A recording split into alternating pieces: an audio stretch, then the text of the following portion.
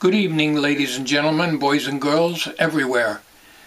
Well, I want to give you an update on my $2 laptop.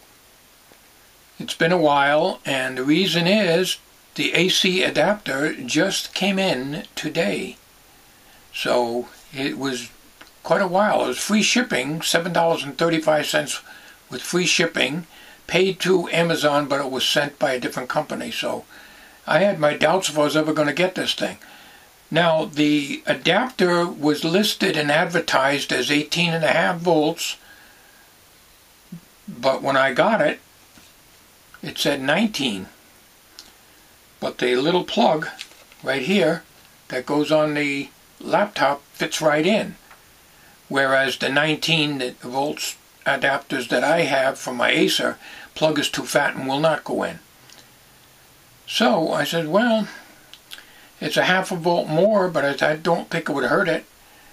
So I plugged it in, pushed the power button, and the laptop came to life.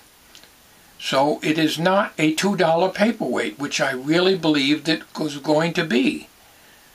But I want to show you what's on the screen, what I'm getting. There's no hard drive in it, so I don't know what all this writing is that keeps coming up and then it starts again and over and over and over. Probably because there's no hard drive, but it doesn't say no hard drive. It comes up with some other information, so who knows? Maybe I'll try to photograph it and see what we can get.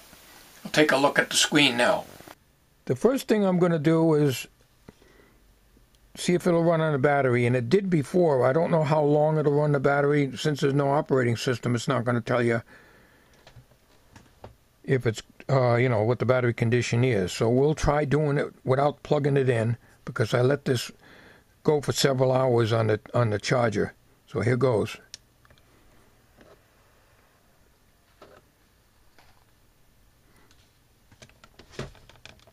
Okay, I don't know if that's in focus or not. Exiting P, I can't read that. It's coming on, and it keeps reading the same thing over and over. I don't know if you can see that. Obviously there's no hard drive, but it's not telling you no hard drive.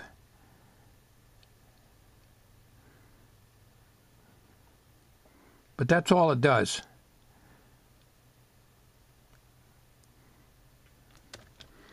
Shuts off quick. Instantly. I've got a portable light here. I don't know how well you can see it, but it's Windows XP Professional is what the sticker says here. And over here I got the cover open, unscrewed for the hard drive. We'll put the light down here and stop the video for a second so I can open that cover. In here is the enclosure that you pick up with the little tab. Once again, I got to stop the video because I'm holding the light by hand here. Okay, the cover's off.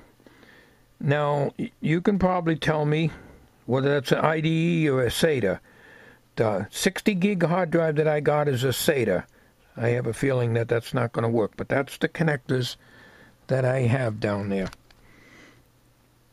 I don't know how well you can see that. It looks like an oddball plug. It's not something I'm used to seeing. And the guy put the screws right here. So he did take good care of it. He removed the hard drive for whatever reasons. Maybe he didn't want his personal data on there. So if my SATA drive won't fit in here, then I don't want to go and buy a hard drive for this, because I still don't know if the rest of the computer works or not. Now I'm going to remove the center cover, which is the RAM. There is RAM in there, but I'm going to have to look at it with a magnifying glass. So I have no idea how much RAM is in here.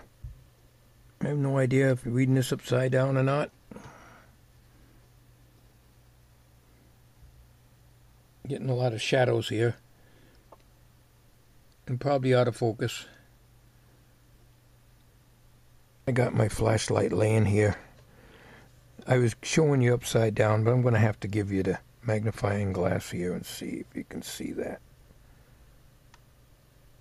My eyesight isn't showing that thing in focus. I got my reading glasses on, so.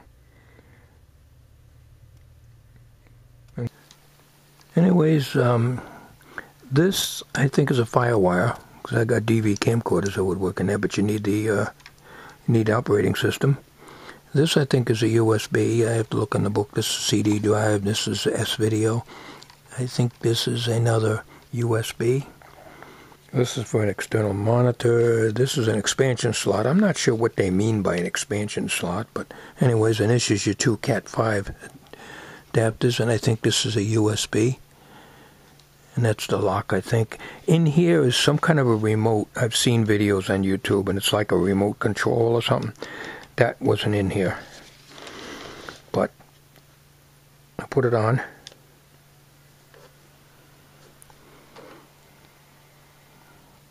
See, it comes up, but then that's all it does.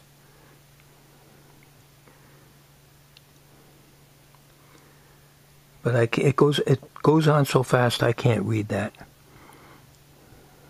I cannot read that. It don't stay on long enough for me to read it. But I think it's because there's no hard drive. This here is my 60 gig Seagate drive that I had a video on that I got at a yard sale. But it's supposed to be SATA. It's got two sets of contacts here, a large set and a small set over here. So I don't think that's going to match up to here at all. I was told it's a SATA because I've got the SATA cable, so I can use it as a removable external hard drive. So this I got from eBay. I made a video on that, and the drive works very well. But if this would work in here, that would be interesting, but then I'd have to put an operating system in it. But that's a SATA. And I have a feeling that's IDE. Okay, so that's the lowdown on that computer. On the first video I had about that computer, my $2 laptop, some of the comments I got, they were telling me to put Linux in it, like Linux Puppy, and download it. But I read the information online. It's very confusing. It's telling you to do not install it on your hard drive and download it and burn it to a CD. Okay, but in order to do that, you have to put it on your hard drive. And my computer, my Windows 7, whenever I download anything, it directly goes to my download files. There is no option to have it go somewhere else. So I'm afraid to download Linux Puppy, for instance, and have it into my hard drive and mess up my computer. Certainly don't want that to happen. So I was told you can run that Linux off the CD and you don't need a hard drive. I don't know. I guess you can, but that's a whole new learning curve. And then what about the sound? What about the internet? What about all those drivers? Nobody tells you about those, do they? Okay. Well, that's the update on it, and it's a HP Pavillon DV1000. And thank you for watching.